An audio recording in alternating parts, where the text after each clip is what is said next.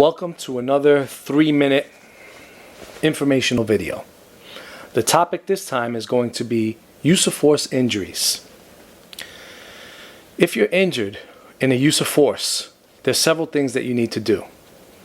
First of all, you should be seen at the facility clinic if possible. You're going to have to fill out what's called a request for treatment form at the clinic, urgent care, and the doctor should evaluate you.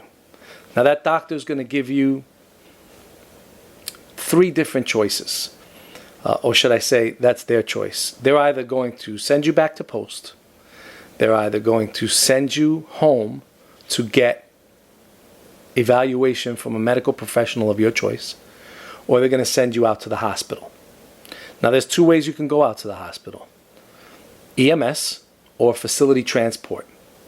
I always recommend the EMS, especially for the more severe injuries. Anyone can activate EMS. It doesn't necessarily have to be the control room, especially if you're seriously injured. Afterwards, you're either going to be released to your own personal doctor, like I said earlier, where you will be evaluated. Keep copies of all those papers. Keep copies of the evaluation that you got at the facility as well. If you go to the hospital, keep copies of your hospital discharge papers and keep copies of the evaluation at the facility. Those are going to come in handy later. When you come back to the facility, you're either going to fill out your use of force report if applicable, fill out your compensation papers, and fill out your workplace violence form. Workplace violence form is very important to track these violent incidents with correction officers. You will be helping, and the accumulation of these forms can justify a lawsuit from COBA or another entity. So make sure you keep copies of all those documents. Now, if you bang in prior to your next tour of duty, then any subsequent bang-in can't really be held against you towards a category.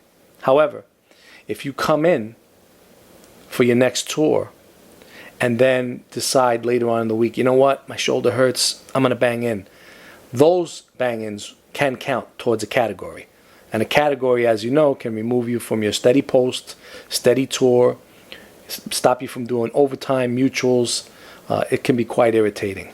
So my advice is, if you are going to bang in, then you should do so prior to your next tour. Give you an example.